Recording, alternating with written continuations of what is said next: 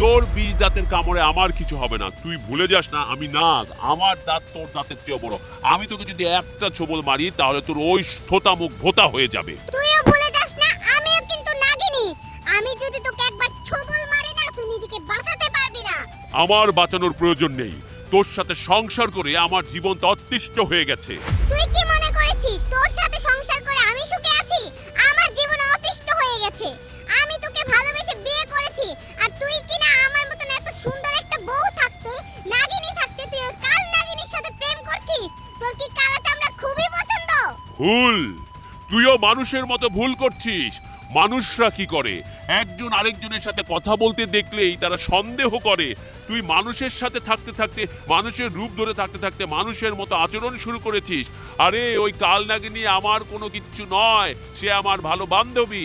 তাই বলে তার সাথে আমি গল্প করেছিলাম, বাদাম খেয়েছিলাম, আর তা দেখে তুই আমাদের সন্দেহ করেছিস। চুপ কর বেয়াদব। তোর বউ থাকতে তুই কেন কাল নাগিনীর সাথে বাদাম খাবি? আমি তো আছি, তুই আমার সাথে বাদাম খাবি।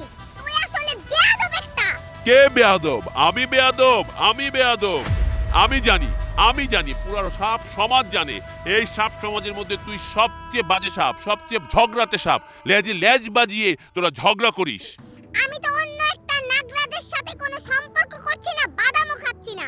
আর তুই তো শুধু বাদাম খাস না, তুই যে আরো কি কি করিস সবকিছু তো আমি দেখি। এই, তোমরা ঝগড়া করছো কেন? এই মানুষের বাচ্চা মানুষ, তুই কে? তোর কথায় আমরা থামবো কেন?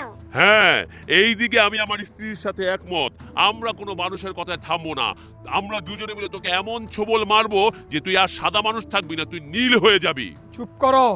তোমরা জানতে চাও আমি কে? তাহলে এই নাও দেখো।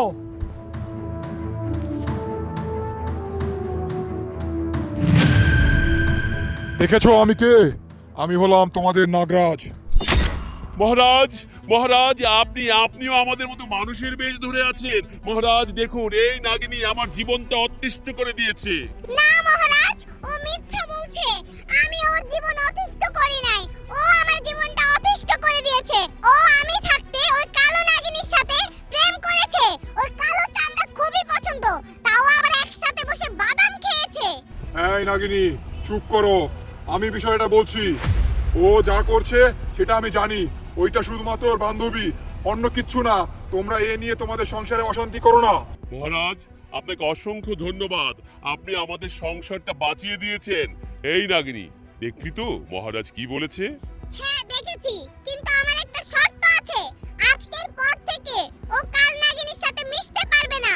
যদি ও মিশে তাহলে ওর সংসার আমি করব না।